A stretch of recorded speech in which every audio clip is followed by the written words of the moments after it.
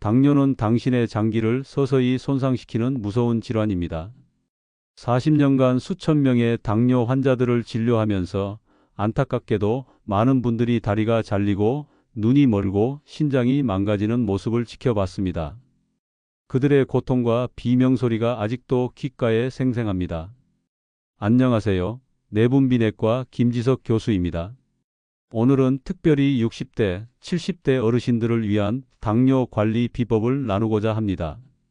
혹시 여러분 중에도 이런 경험이 있으신가요? 혈당 수치가 계속 오르고 약의 용량은 점점 늘어나고 의사는 합병증 위험을 경고하지만 어떻게 해야 할지 막막하신 분들이 많으실 겁니다. 오늘 이 영상은 여러분의 소중한 건강을 지키기 위한 정보를 담고 있습니다. 특히 60대, 70대 어르신들께 꼭 필요한 내용입니다. 끝까지 시청하시면 당뇨로부터 여러분의 눈과 다리, 그리고 생명을 지킬 수 있는 방법을 알려드리겠습니다. 시작하기 전에 여러분의 소중한 가족과 친구들에게도 이 정보가 전해질 수 있도록 구독과 좋아요 버튼을 눌러주시면 감사하겠습니다. 이 작은 행동이 많은 분들의 건강을 지키는 데 도움이 될 수 있습니다. 제 환자 중 78세 박상철 할아버지의 이야기로 시작해 볼까요? 박 할아버지는 평생 국밥과 떡을 즐겨 드셨는데 결국 당뇨 합병증으로 다리가 심하게 손상되어 절단 수술을 받으셨습니다. 더 안타까운 것은 그 후 얼마 지나지 않아 심장마비로 돌아가셨다는 점입니다. 또 다른 환자인 73세 김영희 할머니는 건강에 좋다고 믿고 매일 유자차를 드셨습니다. 하지만 당뇨 합병증이 빠르게 진행되어 시력을 거의 잃으셨습니다. 이제 손주의 얼굴도 남편의 얼굴도 볼 수 없는 상황이 되셨죠. 이런 안타까운 사례들의 공통점은 무엇일까요? 바로 식습관만 제때 바꾸었더라면 이런 고통을 겪지 않았을 수도 있다는 점입니다. 오늘 이 영상에서는 70대 어르신들이 피해야 할 5가지 위험한 식품과 그것을 대체할 수 있는 건강한 대안을 상세히 알려드리겠습니다. 제가 30년 임상 경험을 통해 확인한 방법들로 실제로 많은 환자분들의 당뇨 수치를 크게 낮추고 합병증 위험을 줄이는 데 도움이 되었습니다. 여러분, 이 영상이 단순한 건강 정보가 아니라 여러분의 삶을 바꿀 수 있는 소중한 기회가 될 수 있습니다. 지금 당장 실천할 수 있는 간단한 방법들이니 끝까지 함께해 주시길 부탁드립니다. 이제 70대 어르신들의 건강을 위협하는 첫 번째 위험 요소, 고혈당 식품에 대해 말씀드리겠습니다. 여러분, 오늘 아침에 무엇을 드셨는지 한번 생각해 보세요. 흰 쌀밥, 국, 그리고 반찬 몇 가지. 이런 식단이 익숙하신가요? 우리 어르신들 대부분이 평생 이렇게 드셨을 겁니다. 그런데 이것이 바로 당뇨의 시작이 될 수 있다는 점을 아셔야 합니다. 하지만 쌀밥은 우리의 주식인데? 라고 생각하실 수 있습니다. 맞습니다. 그러나 문제는 흰 쌀밥, 특히 국에 말아먹는 흰 쌀밥이 얼마나 빠르게 혈당을 올리는지 아셔야 합니다. 흰 쌀밥은 설탕과 거의 비슷한 수준으로 혈당을 빠르게 올립니다. 쌀밥 한 공기는 설탕 10스푼을 한 번에 먹는 것과 다를 바 없다고 생각하시면 됩니다. 70대 어르신들의 췌장은 이미 수십 년간 인슐린을 많이 만들어내느라 지쳐 있는 상태입니다. 마치 오래 달린 후 숨이 가쁜 사람처럼 여러분의 췌장도 지금 휴식이 필요한 상태입니다. 이런 상태에서 계속 쌀밥 같은 고혈당 식품을 드시면 췌장이 완전히 지쳐서 인슐린을 제대로 만들지 못하게 되고 결국 당뇨가 점점 심해지게 됩니다. 67세 정씨 할아버지 사례를 들려드리겠습니다. 정 할아버지는 당뇨 진단 후에도 약만 줄이면 된다고 생각하셔서 여전히 흰 쌀밥을 드셨습니다. 당화 혈색소는 10.2%까지 올라갔고 정상은 5.7% 미만입니다. 결국 발가락 감각이 모두 사라졌습니다. 어느 날 발가락에 상처가 났는데도 전혀 느끼지 못했고 그 상처가 점점 악화되어 병원에 왔을 때는 이미 상당히 진행된 상태였습니다. 그 후 재진료를 받으면서 식단을 완전히 바꾸셨습니다. 흰 쌀밥 대신 현미와 보리를 섞은 잡곡밥으로 바꾸고 밥의 양을 줄이는 대신 단백질과 채소 비중을 늘렸습니다. 놀랍게도 3개월 만에 당화 혈색소가 7.1%로 떨어졌고 6개월 후에는 거의 정상 수치에 가까워졌습니다. 발가락 감각도 일부 돌아왔고 약의 용량도 절반으로 줄일 수 있었습니다. 자, 그렇다면 여러분이 지금 당장 실천할 수 있는 방법을 알려드리겠습니다. 먼저 흰쌀밥을 통곡물로 바꿔보세요.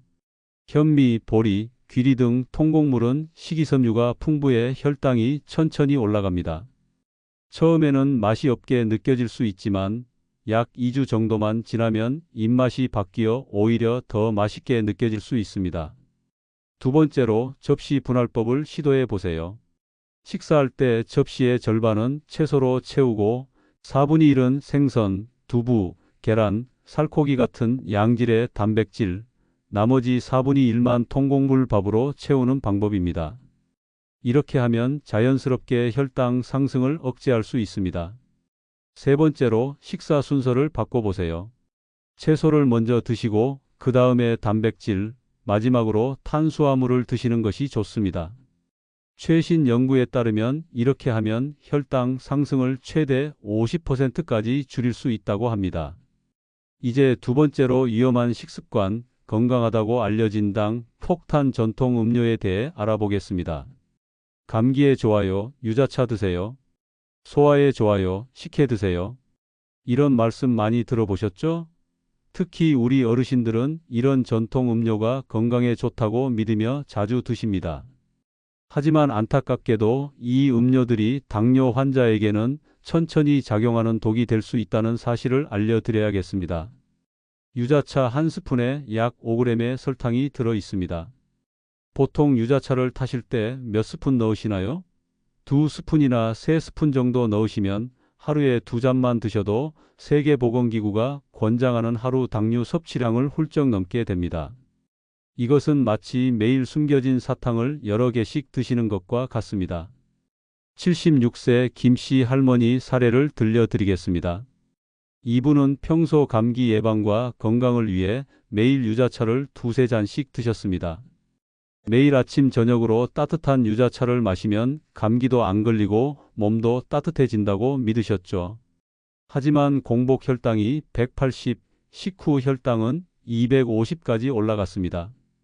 정상 공복 혈당이 100 미만, 식후 혈당이 140 미만인 것을 생각하면 상당히 심각한 상황이었습니다.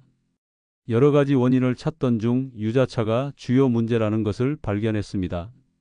김 할머니께서는 제 조언에 따라 유자차를 끊고 대신 무가당 허브차로 바꾸셨습니다. 놀랍게도 단 2주 만에 공복 혈당이 130으로 식후 혈당은 180으로 크게 떨어졌습니다. 그리고 한 달 후에는 시력도 조금씩 좋아지기 시작했고 손발 저림 증상도 많이 줄어들었습니다. 단지 음료 하나를 바꿨을 뿐인데 이런 긍정적인 변화가 일어난 것입니다. 이것은 유자차만의 문제가 아닙니다. 식혜, 수정과 대추차, 심지어 꿀물까지 우리가 건강하다고 믿는 전통 음료 대부분이 사실은 당 폭탄입니다. 이런 음료 한 잔에는 설탕 7에서 8스푼이 들어 있다고 생각하시면 됩니다. 그럼 우리가 즐겨 마시던 차는 모두 포기해야 하나요? 다행히도 그렇지 않습니다. 맛있고 건강한 대안이 있습니다. 무가당 생강차를 시도해 보세요. 생강은 혈당을 낮추는 효과가 있다는 연구 결과가 있습니다. 계피차도 훌륭한 대안입니다. 계피는 인슐린 민감도를 높이는 효과가 있어서 당뇨 관리에 도움이 됩니다. 보리차나 옥수수수염차는 당이 전혀 없으면서 맛있는 선택입니다. 서양 허브차 중에서는 루이보스티가 혈당 관리에 도움이 된다는 연구 결과가 있습니다. 계속해서 세 번째로 위험한 습관, 인절미와 바나나가 건강에 미치는 영향에 대해 알아보겠습니다. 손주가 와서 같이 먹자고 하니 거절할 수가 없었어요. 간식 없이 어떻게 하루를 보내나요? 과일은 건강에 좋다면서요? 이런 말씀을 자주 하시는 분들이 많으시죠. 특히 우리 어르신들은 손주들과 함께 간식을 즐기시거나 오후 시간을 달래기 위해 간식을 찾으시는 경우가 많습니다. 그런데 그 달콤한 간식들이 실은 당신의 건강에 해를 끼치고 있다면 어떨까요? 우리가 흔히 즐기는 간식들, 특히 떡 종류 중에서도 인절미나 경당 같은 찹쌀떡, 그리고 과일 중에서도 바나나, 포도, 감 등은 혈당 지수가 매우 높습니다. 이것이 젊은 사람들에게도 좋지 않지만 70대 어르신들에게는 더욱 위험할 수 있습니다. 나이가 들수록 우리 몸의 당 대사 능력이 급격히 떨어집니다. 젊은 사람은 혈당이 올라갔다가 보통 1에서 2시간 내에 정상으로 돌아오는 반면 70대 어르신은 4에서 6시간 동안 고혈당 상태가 지속될 수 있습니다. 이것은 마치 우리 몸의 혈관이 고혈당에 더 오래 노출되는 것과 같습니다. 78세 최 씨 할머니의 사례를 들려드리겠습니다. 최 할머니는 매일 오후 3시쯤 인절미나 바나나를 간식으로 드셨습니다. 조금만 먹는데 괜찮겠지라고 생각하셨지만 안타깝게도 당뇨 합병증이 급속도로 진행되어 결국 한쪽 눈의 시력을 거의 잃게 되셨습니다. 그 후 제 조언에 따라 간식 습관을 바꾸셨는데 불과 6개월 만에 남은 시력이 안정되었고 당화 혈색소도 9.8%에서 6.7%로 크게 개선되었습니다. 이렇게 단순한 습관 변화만으로도 큰 차이가 생길 수 있습니다. 그렇다면 어떤 간식을 선택하는 것이 좋을까요? 삶은 달걀은 훌륭한 간식 선택입니다. 단백질이 풍부하고 혈당 상승을 거의 일으키지 않으면서도 포만감을 줍니다. 저염 견과류, 특히 호두와 아몬드는 좋은 지방과 단백질이 풍부하여 소량만 드셔도 포만감이 오래 지속됩니다. 오이, 당근, 샐러리 같은 채소 스틱도 훌륭한 간식입니다. 식이섬유가 풍부하고 혈당 상승이 거의 없어서 당뇨 환자에게 안전한 선택입니다. 과일을 드시고 싶다면 베리류가 혈당 상승이 가장 적은 과일입니다. 항산화 물질도 풍부해서 혈관 건강에도 도움이 됩니다. 계속해서 네 번째로 위험한 습관, 국밥과 찌개밥이 혈당을 높이는 이유에 대해 알아보겠습니다. 우리 어르신들이 가장 사랑하는 음식 중 하나가 바로 국밥이나 찌개에 밥을 말아 먹는 것이죠. 따뜻하고 맛있고 먹기도 편하니 정말 좋은 식사 방법처럼 느껴집니다. 하지만 안타깝게도 이 식습관이 당뇨 환자에게는 생각보다 해로울 수 있다는 사실을 알려드려야겠습니다. 국물에 밥을 말아 먹으면 어떤 일이 일어날까요? 첫째, 음식을 너무 빨리 먹게 됩니다. 밥을 국물에 말면 씹지 않고도 쉽게 넘길 수 있어서 식사 속도가 자연스럽게 빨라집니다. 연구에 따르면 빠른 식사는 혈당을 급격히 상승시키는 원인이 됩니다. 둘째, 씹는 횟수가 줄어듭니다. 최신 의학 연구에 따르면 음식을 충분히 씹으면 인크레틴이라는 호르몬이 분비됩니다. 이 호르몬은 혈당 조절에 중요한 역할을 하는데 국밥은 거의 씹지 않고 삼키게 되어 이 호르몬의 분비가 충분하지 않게 됩니다. 73세 이씨 할아버지의 사례를 들려드리겠습니다. 이 할아버지는 40년 이상 매일 아침 국밥을 드셨습니다. 당뇨약을 꾸준히 복용했는데도 당화 혈색소가 8.6%로 높게 유지되었고 혈압도 150에서 95로 좋지 않은 상태였습니다. 저희 병원에서 식습관 상담을 받으신 후 이 할아버지는 식습관을 바꾸기로 결심하셨습니다. 국과 밥을 따로 드시고 매 식사마다 최소 20분 이상 시간을 들여 천천히 씹어 드셨습니다. 놀랍게도 3개월 만에 당화 혈색소가 7.1%로 감소했고 6개월 후에는 6.3%까지 떨어졌습니다. 혈압도 130에서 85로 개선되었습니다. 이제 마지막으로 5번째 위험 습관, 야식이 건강에 미치는 영향에 대해 알아보겠습니다. 저녁에 배고프면 어쩔 수 없잖아요. 평생 늦게 먹었는데 이제 와서 바꾸기 힘들어요. 많은 어르신들이 이렇게 말씀하십니다. 특히 TV를 보다 보면 자연스럽게 야식을 찾게 되는 경우가 많죠. 하지만 이 야식 습관이 당신의 건강에 미치는 영향이 생각보다 심각할 수 있다는 점을 말씀드리고 싶습니다. 우리 몸은 하루 중 시간대에 따라 인슐린 민감도가 변화합니다. 아침과 오후에는 인슐린 민감도가 상대적으로 높지만 저녁부터 밤 시간대에는 인슐린 민감도가 낮아집니다. 이것이 의미하는 바는 같은 음식을 먹어도 낮에 먹는 것보다 밤에 먹으면 혈당이 더 많이 오른다는 뜻입니다. 75세 박씨 할머니의 사례를 들려드리겠습니다. 박 할머니는 매일 밤 10시경에 TV를 보며 라면, 떡, 과자 등의 야식을 즐기셨습니다. 당뇨병이 점점 악화되어 신장 기능까지 저하되기 시작했고 밤에 화장실을 너무 자주 가서 수면의 질도 매우 나빠진 상태였습니다. 제 조언에 따라 저녁 식사 시간을 오후 6시로 옮기고 밤에는 물이나 무가당 허브차만 마시도록 했습니다.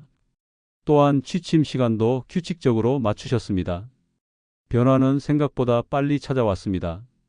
3개월 후 신장 기능 수치가 개선되기 시작했고 당화혈색소도 8.9%에서 7.2%로 떨어졌습니다.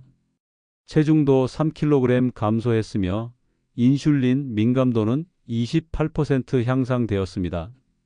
또한 밤중에 화장실에 가는 횟수도 줄어들어 수면의 질이 크게 개선되었습니다. 그럼 어떻게 하면 좋을까요? 실천 방법을 몇 가지 알려드리겠습니다.